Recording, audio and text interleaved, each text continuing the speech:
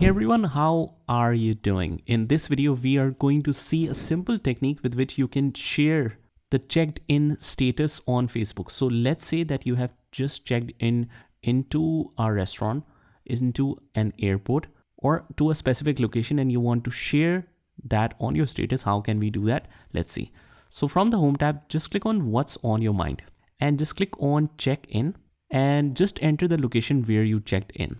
So for example, I checked into India, Delhi, or let's say Delhi Airport, Delhi International Airport. Let's choose that and you can post whatever you want here, what's on your mind. Let's click on next and let's see how it looks. So let's click on post and now you can see that it is posted, and this is how you do it. Now when the time passes, it will show it as checked in post.